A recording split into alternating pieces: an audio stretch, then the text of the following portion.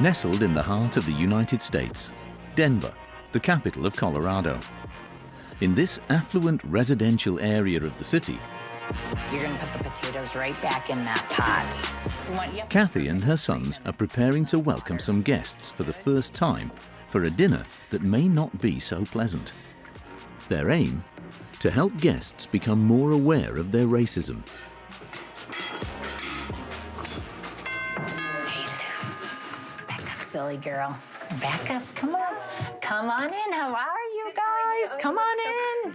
Welcome, welcome. Let me get her out of the way. Come on, Lou. Happy. Nice to meet you, Barbara. Nice to meet you too. How are you? Nice to meet you, Carol.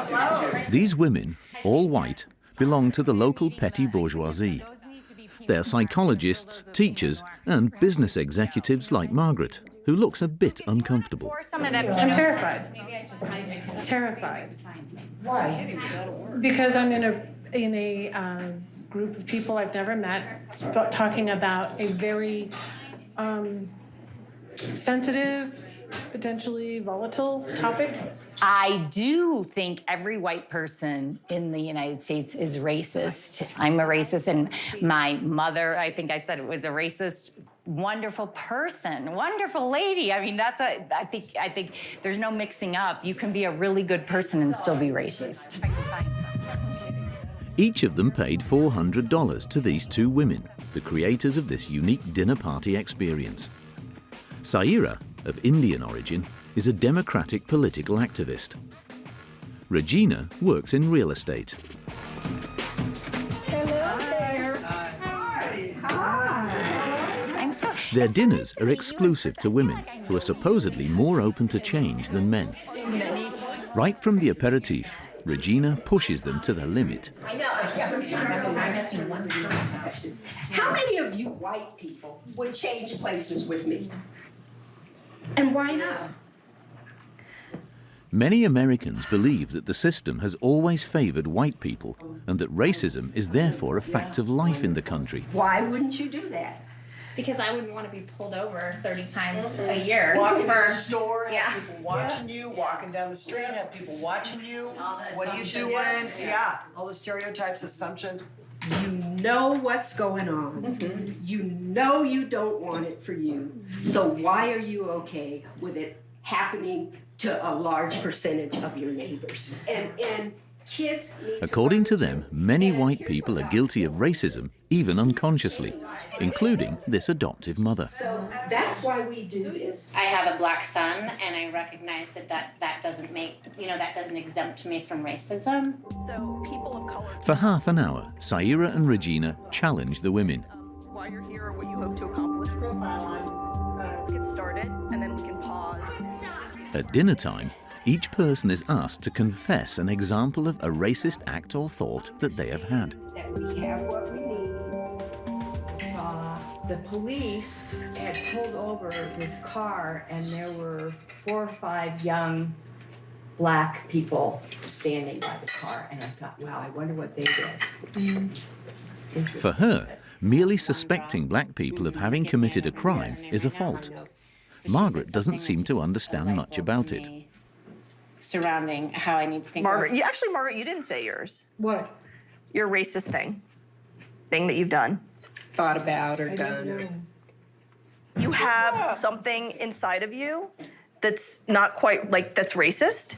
So you must have examples in your own life. I also work in environmental engineering. I have absolutely no people of color, or minimal people of color, possibly the exclusion being slightly Hispanic. Saira doesn't like her attitude. I can say a racist thing you've done because it just happened. When you just talked to me the way you just did. This is how white women talk to us all the time. These are microaggressions. When I say the exact same thing to my white girlfriend who says the same exact thing. I don't care if you talk to everybody like that, right? The way you just spoke to me was straight up white supremacy. You actually just answered with racism. White supremacy is said to be hidden in innocuous phrases and banal behavior. The smallest things could be considered racist. It's enough that a person from a minority group feels insulted. Absolutely. Sounding terribly white, I don't know that I was all that racist to start with, but I also would be more aware or hyper aware of my thoughts or reactions to circumstances that would be racist. Tonight, thanks to this dinner, these women have become woke.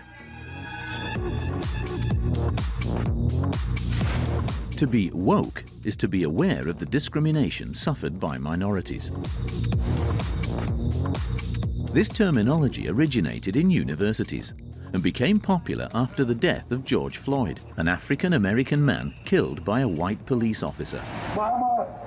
Mama! Mama! Mama! One of the front couches. Please! Please, I can't breathe! Please, man! Don't touch me! The images of his pain, broadcast around the world, set the American people in motion. Citizen demonstrations were led by Black Lives Matter, some turning into riots. The woke ideology became radical and identity-based.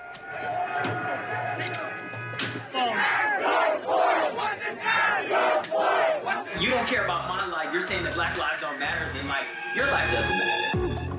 In the name of fighting inequality, the woke movement strives to create a society based on racial and gender identity. I don't see that. We're all the same, but we're not all the same. The importance of color and race and what it makes. Encouraged by the Democratic left, there are signs of the movement in the highest institutions of the country, such as the Mayor of New York. We live in a white supremacist society, so white men hold the most privilege. These ideas are spreading, particularly among children in schools.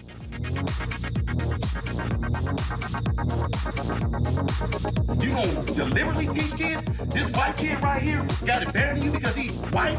You gonna purposely tell a white kid, oh, the black people are all down to suppress? Those who oppose this ideology are considered racist and are cancelled, censored and socially eliminated. Just because I'm a white, older man, that I'm racist? By favouring minorities at all costs, identity politics has created new inequalities, particularly in sport. From what planet are you from? I mean, to think it's okay that boys would compete with girls in a track meet. No matter what I was born or what the doctors claim that I am, I'm a woman. George Floyd's own brother denounced the excess of the movement. So it's not even about race. It's just about these police officers in these different areas doing the right thing. An investigation into America in the midst of an identity crisis.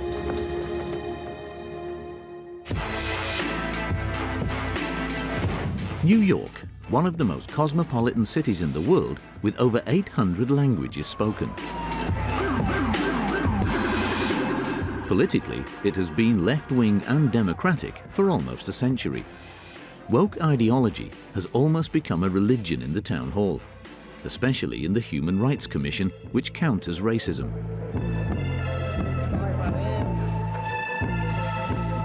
Hi, David. Alicia McCauley has been working for 3 years on these boxes, filled with the 11,000 complaints of discrimination received each year. In New York, a sideways glance could be considered discriminatory and lead to prosecution. Nico, can you come to the training at 10? We're doing a race and color training. Cool. Here, race and skin color are such important issues that they're the subject of mandatory training for employees. And the tone is set right from the beginning. Before we get started, we want to acknowledge and recognize that we are on the unceded land of the Lenape people. So, we get to our definition of racism. Racism is the use of power held by a privileged group to perpetuate oppression, exclusion, and discrimination based on race. It's against discrimination. In their eyes, privilege is the main reason for racism. Civil rights laws, public accommodation, which a privilege is an advantage enjoyed by a group of people that is not available to everyone. For example, I identify as a cisgender black man. So I would say I would be privileged in terms of my gender, but not because of my skin color. I think it's important to be aware of your privilege and how your privilege affects other people. Like, for instance, as a cishet white woman, like, society is going to give me privileges over other people. Like, I, for instance, can walk into a store and I'm not worried about being followed around by a security guard, as an example. But also, like, as a woman, if I'm in a male-dominated space, then those people, if they're not recognizing their privilege, could be marginalizing me. Who would be the most privileged category? I don't think we want to rank privilege. I mean, obviously, we live in a patriarchy. We live in a white supremacist society. So I would say, like, cishet white men hold the most privilege. There are no white men around the table. The least privileged categories are recruited as a priority. Hispanics, blacks, or transgender, like Chanel, dressed in red. As in the government of Democratic President Joe Biden, minorities are represented at a level never seen before in American history.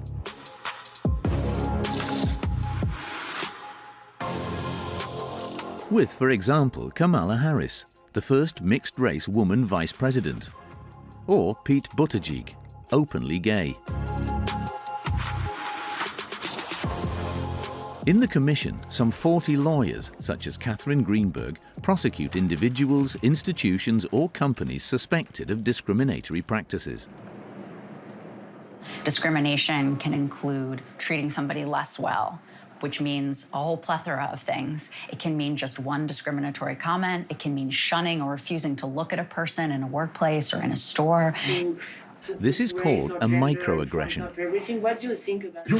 like in this video. There's a young man in here. Excuse me, it's ma'am. It is ma'am. I can call the police if you'd like me to. You need to set it This down. transgender woman did not appreciate being called Mr. Right beforehand, you fucking said, sir. Sir? Okay. Motherfucker, take it outside. If you want to call me sir again, I will show you a fucking sir. I apologize. Motherfucker. I apologize now. Under New York law, the vendor could be fined up to €250,000. The Commission has many weapons at its disposal to protect minorities. I need your corporate number now.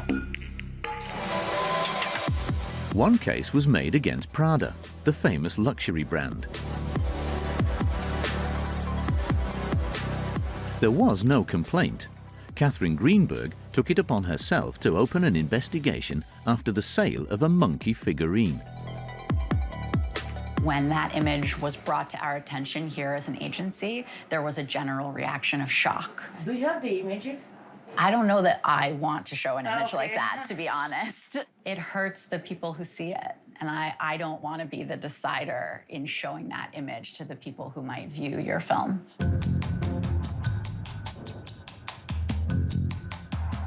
This is the figurine. With its prominent lips, this monkey figurine resembles racist cliches used to represent black people. The brand immediately removed the figurines from its shops, but the Commission imposed strict measures. More diversity in its recruitment, racism awareness training, and the creation of a diversity officer position.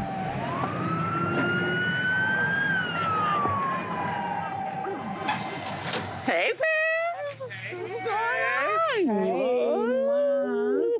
After work, Alicia and Chanel often go out with their friend Lala, a transgender rights activist. In New York, they can freely be themselves, even though they are often challenged on the street.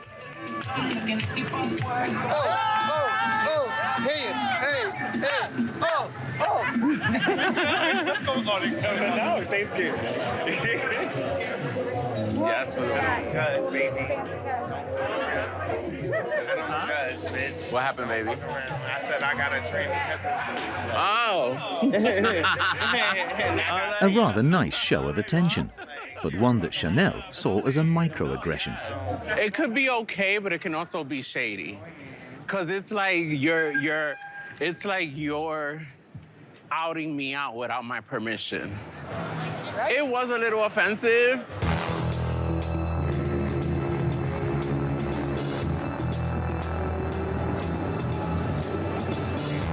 Happy Friday. Happy Friday. Happy Friday. For these black transgender women, noticing their differences is insulting, but not doing so is racist. the importance of color and race and what it makes. Where other people use it to opt out, to say, I don't see race and color, but won't acknowledge that there has been racism, that there has been harm, and it is continuing to happen. There are people who I don't see that. We're all the same. No, we're not all the same. If you're a white person talking to a black person, you clearly know that color is going to grant you a privilege that I never got, simply because you were born that color.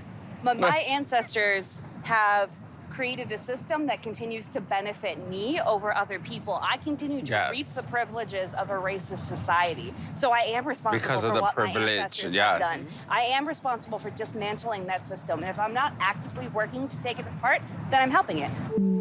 To bring down this system, the New York City Council is not content with simply enacting laws.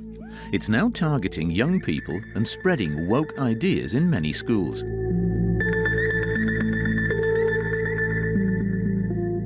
The message is simple to understand. In American society, whites have always been the oppressors, and blacks their victims.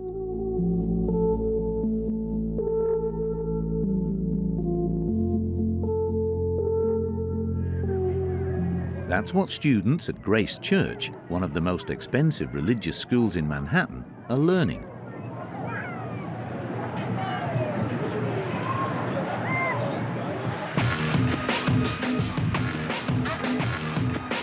Paul Rossi, a mathematics teacher, worked there for 9 years. Politically left-wing, he rebelled against the anti-racist teachings of his high school.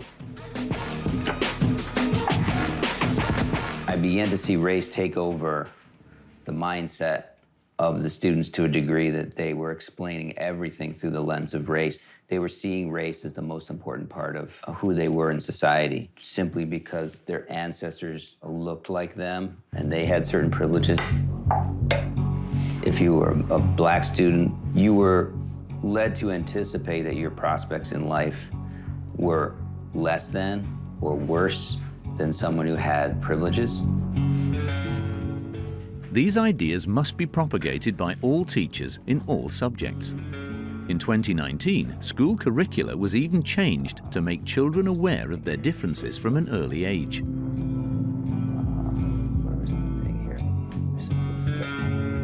So this is a kindergarten curriculum, and they start by introducing colors to the children. It seems rather innocent, but what they do is they link it to skin color and the importance of skin color.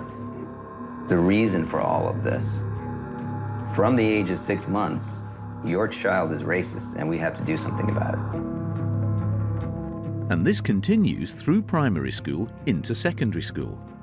The students learn that their country has been racist since its foundation. Racism is a primary institution of the U.S. And that white people are guilty of the worst atrocities. To redeem themselves, they must become activists. How we may combat systemic inequality. A teacher who was telling all the white children, what are you going to do for black liberation? You're asking a student to take on this burden of history. At the same time, the black students are thinking, well, now I have to rely on my oppressor to liberate me? What is that? Last April, Paul left his teaching post at Grace Church. He's now a well-known whistleblower for making a conversation public with George Davison, the headmaster of his school. In it, he acknowledged that the anti-racist teachings were discriminating against his white students. I'm agreeing with you that there has been a demonization. Okay, so you agree that we're demonizing kids? We're demonizing we're demonizing white people for being born. And are some of our students white people? Yes.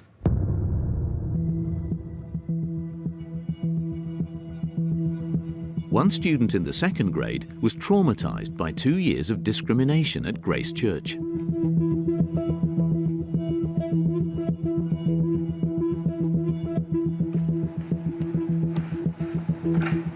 How's it going? Finishing up my math homework. According to him, the school had established a real segregation where whites were humiliated daily. They had one speaker who came in and was only for the white students, and then one speaker who came in was for all the black identifying students. And they told you why you were bad for an hour, and then if you dared to disagree with them, you were crucified. In some classes, boys and girls were separated. I remember in the boys' room, it was talking about toxic masculinity and how that hurts everybody there. And it was 10 minutes of just all the girls complaining. We basically learned about microaggressions, which I still can't define, even after a semester of talking about it nonstop. How apparently holding a door open for somebody can be sexist, or asking where are you from is racist. How did you feel? Terrible. I mean, I had to sit there and just basically be berated all day, every day, and I couldn't do anything back.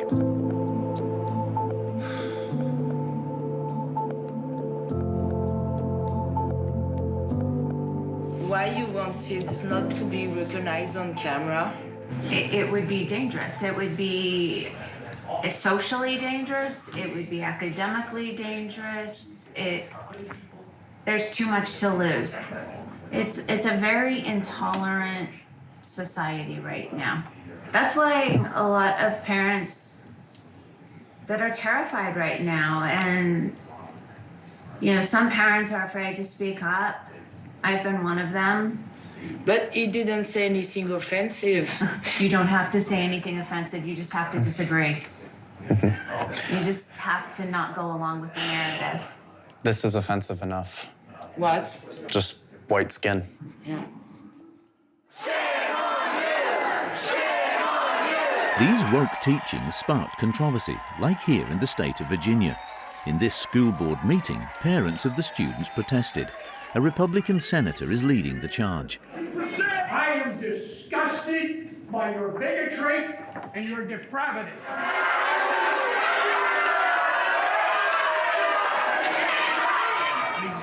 A father was arrested by the police. Please don't resist. Guys, don't resist. This is an unlawful arrest. I have a First Amendment right. Listen, to hate each other, how to dislike each other. Parents of African American students are also concerned that their children are being victimized. You gonna deliberately teach kids this white kid right here got it better than you because he white? You gonna purposely tell a white kid, oh, the black people are all down and suppressed? How do I have 2 medical degrees if I'm sitting here oppressed? Some Afro-Americans find this ideology degrading. In New York, in order to have more black students in the best high schools, a reform was enacted to facilitate the admission conditions, to the detriment of students of Asian origin.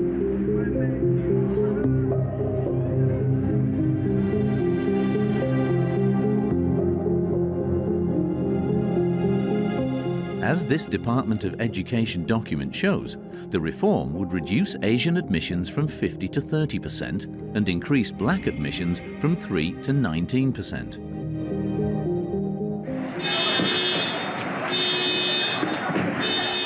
However, the Asian community is also a minority that faces discrimination, and the number of racist attacks against them has recently exploded, often against the poorest in New York. The woke city council, which is supposed to fight racism, favors Afro-Americans whilst discriminating against Asians. Some suggest this may be linked to America's slave-owning past. Denver, Colorado. In the city's historic district, a typical Victorian house. Lotta's family is one of the oldest in Denver. When her mother died, she discovered a dark family secret in this notebook dating back to 1865. Edie, age 45, value $800. Julia, age 26, value $1,400. Cornelius, age 8, $500. Owner, William Hayes Paxton, my second great-grandfather. In total, he owned 44 slaves, a side of her family history she did not know existed. I can't even explain what it is like to turn the page and see a list of names, this list of names and values. It was devastating.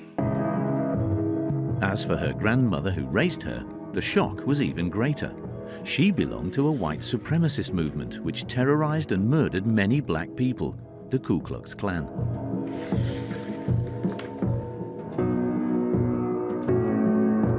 You want to think of your grandmother as a wonderful person.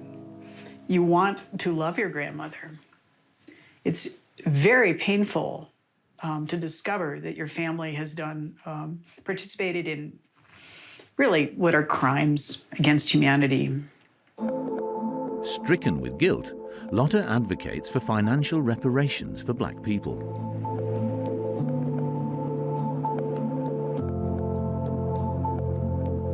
She decided to give part of her fortune to Brianna, a 28-year-old parliamentary assistant. They met at a conference on reparations.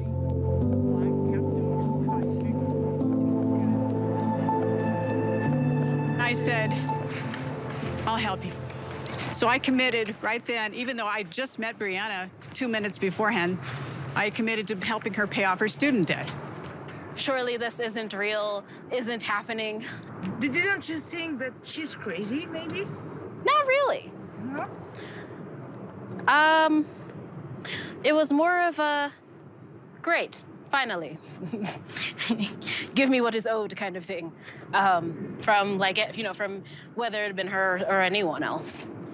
It was like, yes, I'll take that, thank you. Today, she has already given her $100,000 and is about to buy her a house.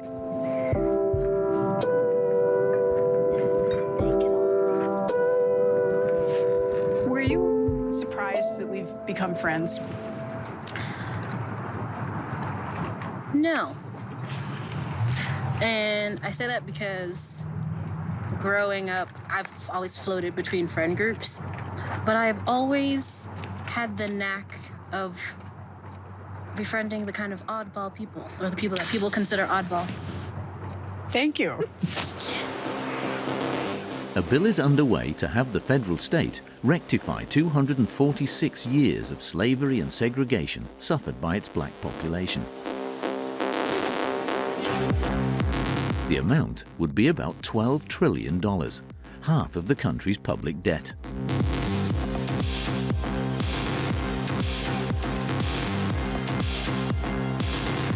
Across America, the guilt is enormous, and it has led to some astonishing scenes after George Floyd's death, like here in Texas. Rioting, God. We're not shaming anybody, God. We ask for forgiveness from our black brothers and sisters for years and years of racism, of systematic racism, and we're just humbling ourselves before you. Yes, Lord. That's right. You understand? Keep going, man. Keep it coming, man. You understand? Keep it coming. Only a couple more, 2 more.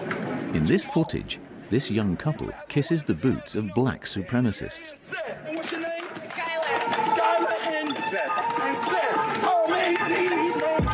How can such behaviors be explained? Where does the American woke movement come from?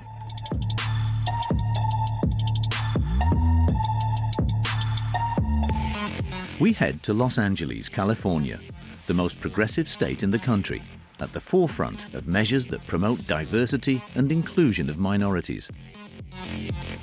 In the 1960s, the civil rights movement for African Americans began at the state's top universities, such as Berkeley.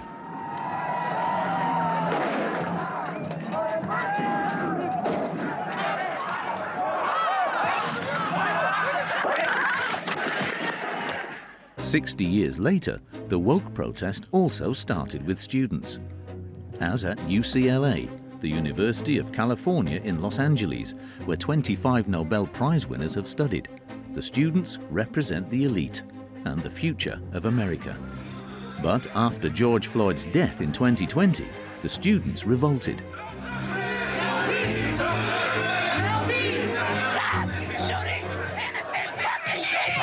It is our last resort. The leader of these protests was Tristan Shaw. president of the Black Association, a graduate student in African American Studies. Res life. They're wearing these blue polos. We are here to make change, and it is important for y'all to know that.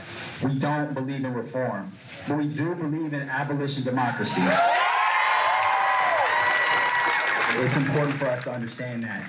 Something has to grow and be built in its place. Abolition democracy, it handles that, right? It is a part of deconstruction and reconstruction. University campus. Yes, sir. How you doing, man? Good, man. I like your shirt. I like your shirt. Thank you. We out here. Today, Tristan handed over his position as president to Ashton Pemberton, a final year student. Their fight continues on social media. Every week, they host a very popular podcast.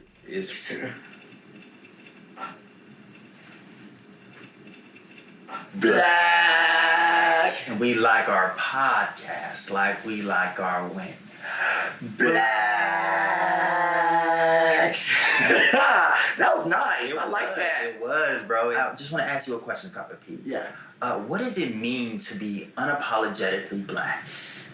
Oh man, the blackness for me is like that strength and that pain, that resolve, the fact that you've done everything that you can do to destroy me, and I'm still not only doing great, but I'm doing better than you.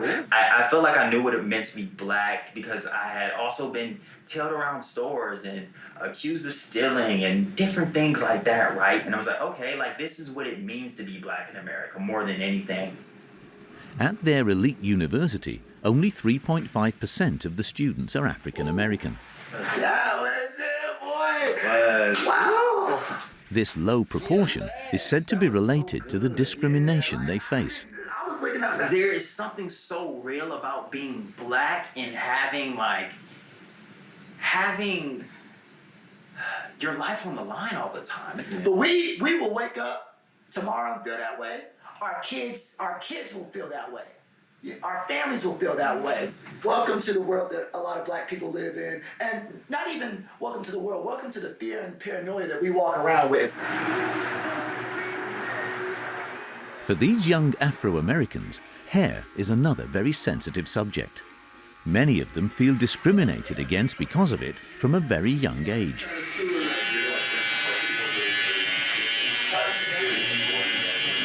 You got kids getting suspended for coming to school with braids in their hair, ponytails, barrettes. You got kids getting suspended for having designs in their hair.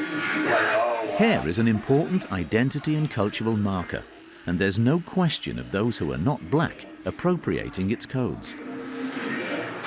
If Kim Kardashian gets braids today, make a t-shirt with her wearing braids and sell that thing online and make millions of dollars today. The Armenian-born reality TV star has been heavily criticized for wearing African braids in 2018. I think that when we think about cultural appropriation, what we have to think about are ways to compensate black people who've been giving America culture since we've been here. The culture that has been stolen from us and profited off of by other cultures. They love our culture but hate us. That's a culture butcher. Right. And it's America.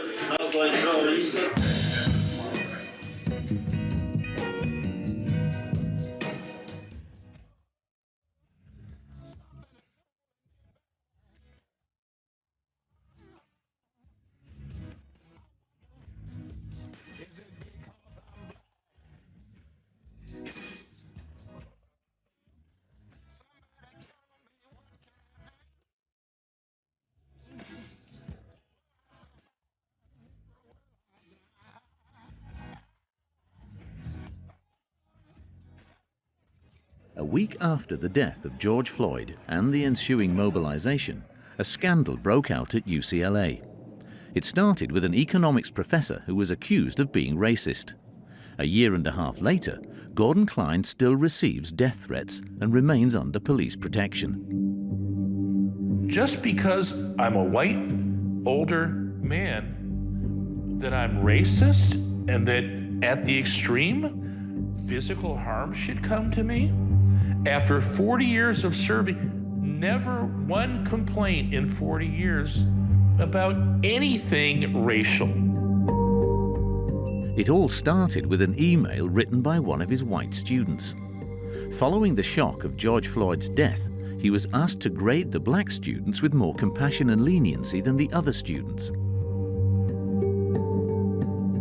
I was shocked that somebody in my class would label black students to be inferior emotionally and intellectually, and would suggest that I should adjust based on that. Unlike other teachers who agreed to do so, he refused. And in his email response, he uses the words of Martin Luther King. No one should be judged by the color of their skin. The use of this quote ignited the fire. For the world to have now changed, where instead of you getting thumbs up that as a white person, you admire Martin Luther King. I was stealing the black voice. That's so disrespectful because it appropriates the image and the words of Dr. Martin Luther King for the complete opposite of what he's fighting for. Like, it's so colorblind. I think, and colorblindness is a racism. To minimize like our struggle, like that is a racism.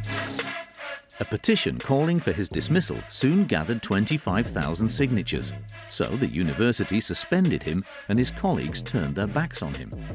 He still receives anonymous phone calls and death threats. The FBI advises him to protect himself.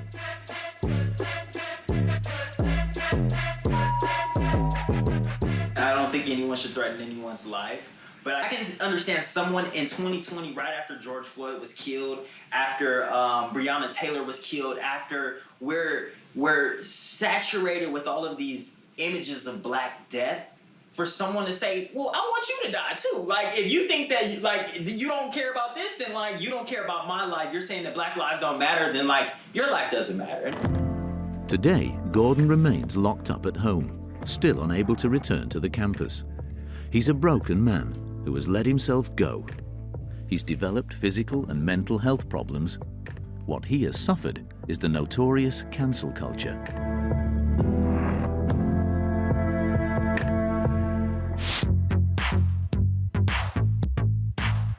All those who do not conform to the woke diktats are systematically seen as racist and are cancelled, censored, and socially eliminated.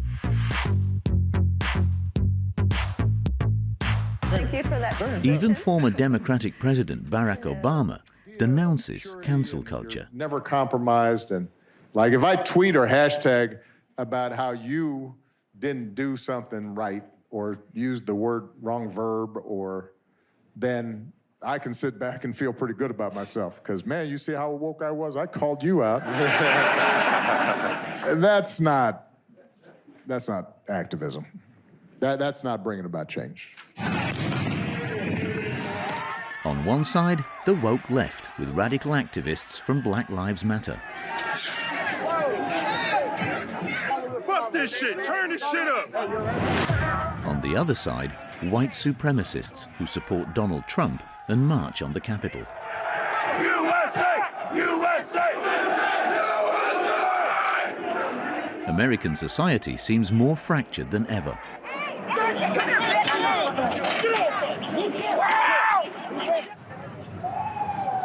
We head back to New York. One man would like to unite these two sides of America. He has strongly opposed the violence that broke out following the death of George Floyd. This isn't just any man. This is Terrence Floyd, George's brother.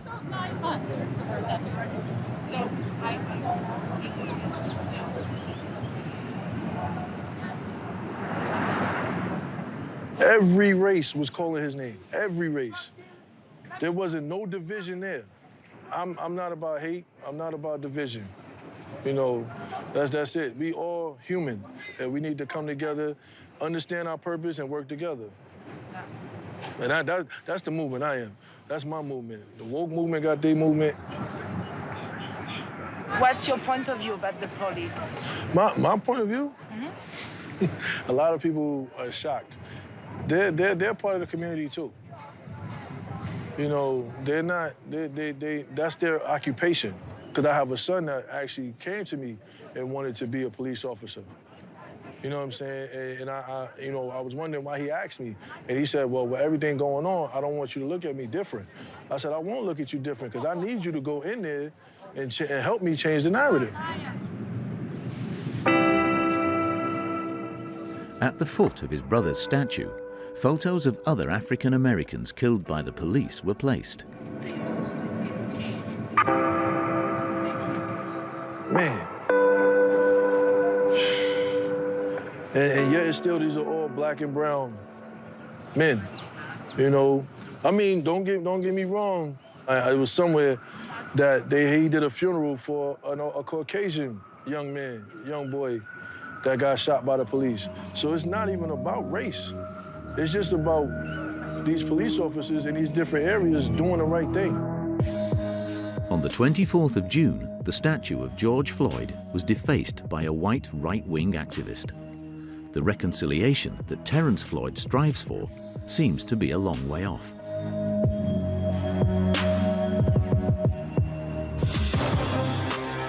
However, in America, race is not the only identity marker that holds importance.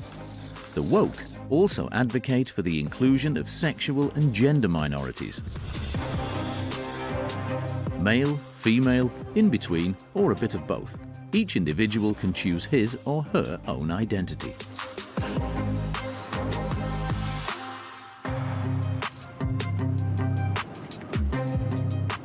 Back to Denver, to the capital, where the laws of this traditionally Republican state are passed.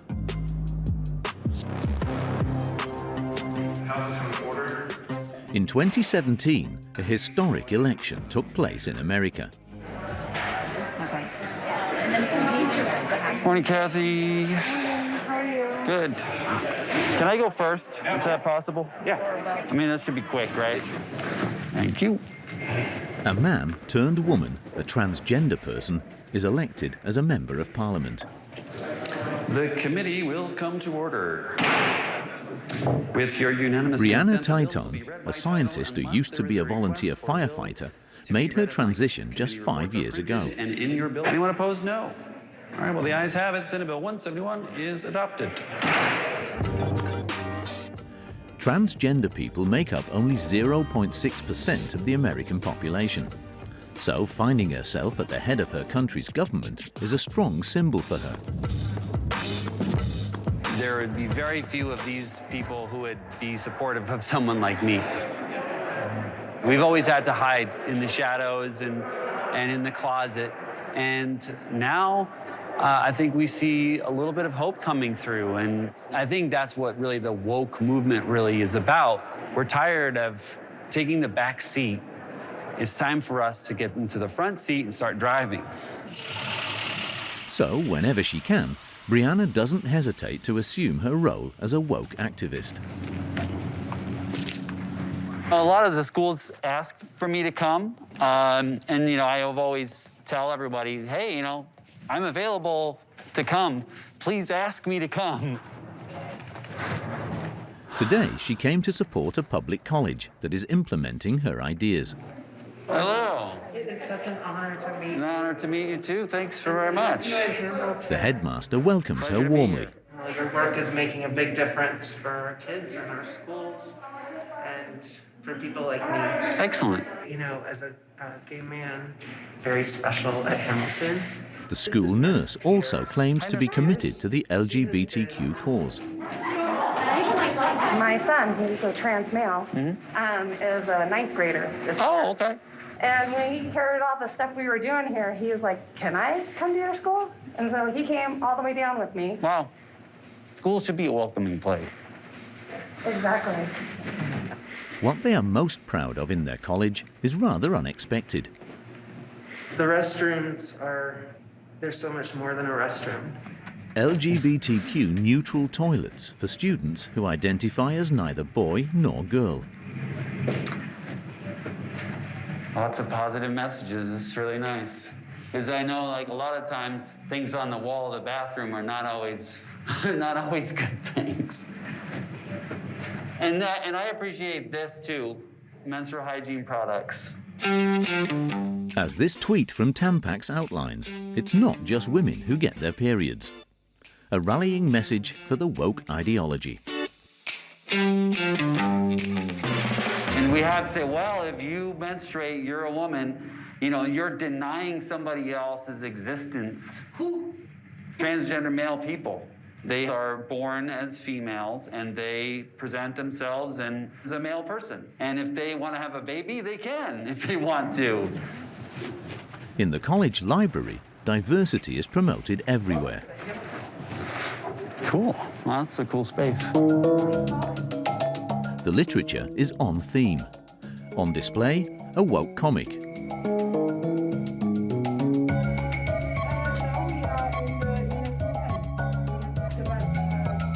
Books on the struggles of the LGBTQ community, and a biography of Caitlyn Jenner, the most famous American transgender person, ex-stepfather to the Kardashian daughters.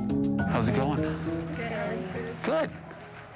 In 5th grade, these students are exploring their sexual and gender identity and have prepared for their meeting with Brianna. Logan. Logan, good to meet y'all. What do you like about the school here? I went to another middle school and I noticed that they weren't as welcoming as this school when it comes to the LGBTQ community. Any other school wasn't like that? No. No. And that's a good thing to be yourself in your own private space when you can, but there's a lot of risks involved, and that can cause embarrassment. As a person, I've had a lot of struggles figuring out my sexuality. I'm still not really sure. For a while, I thought that I was gay. How many gender identities exist? I don't know if I have a number count. Yeah, no. There's plenty. Bisexual, pansexual, asexual, intersexual, demisexual. With all these sexual identities and possible genders, it can be difficult to find one's way around. So much so that in sport, transgender women are allowed to compete in the women's categories, like Terry Miller, a university champion sprinter, or Sissy Telfer, who won the 400-meter hurdles at the University Championships in 2019. Or Veronica Ivy, two-time world champion in track cycling. The fact that men who have become women are winning in women's competitions is causing huge controversy.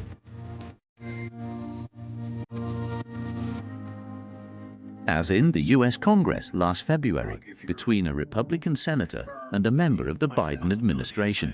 Privileged to make sure that we're following. Do you think it's fair to have boys running in the girls' track meet?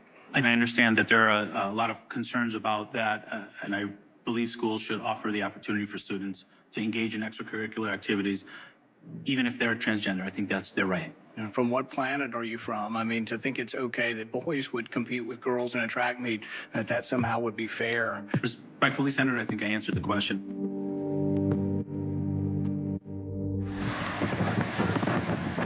Veronica Ivy's 2 world titles have created such a scandal and brought her so much hatred that she prefers to keep her whereabouts hidden.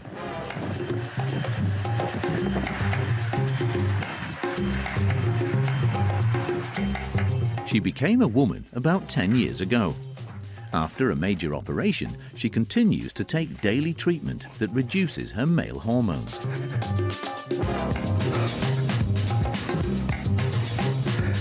The male body has a bigger strength than the female body. What do you think about that? The question isn't, are male bodies bigger than female bodies, but are trans women, trans female bodies bigger than cis women's bodies? Trans women are female, like actually female. Medically female, legally female. My doctors treat me as any other female. Driver's license, passport, my racing licenses all say female. This university professor of philosophy has been a sportswoman all her life, and she feels she has legitimately earned her World Championship title in Great Britain in 2019.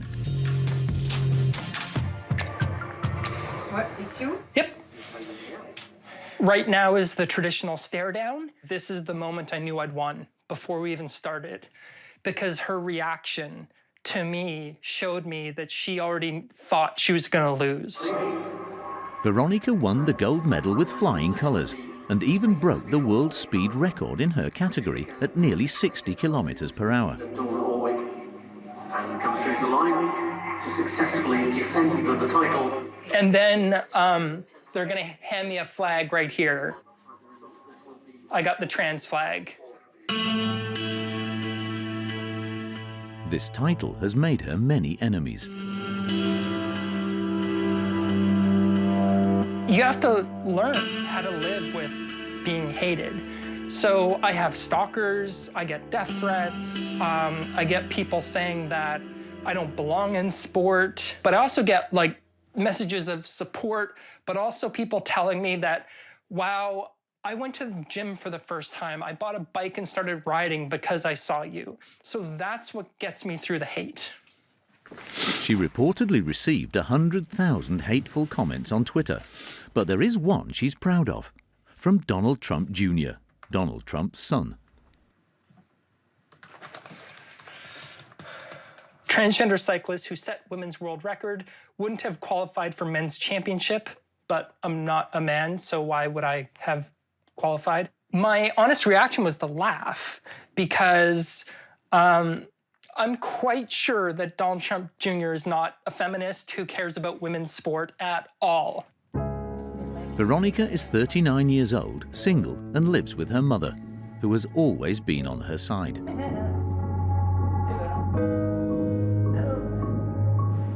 Basically, and what I've felt all the way along is she's my child. I don't care which way she wants to go, whatever happens. I mean, she can be purple, blue, pink. I mean, it's just, she's my child. What is it to be a woman? Yeah. So I don't think it's a good question.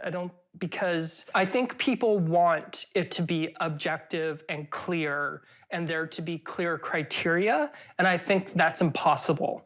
And I think we need to accept that, and I think that's a difficult thing to accept. Gender is more beautiful and more complex than what is a man, what is a woman. So who are women? The people who say they are, I think, is the easier way to go about it. The freedom to choose your own gender identity. A real revolution in society is underway. The woke ideology seems to have launched a real war of the sexes and races in the United States. A radicalization of identity that could pose a real danger to democracy.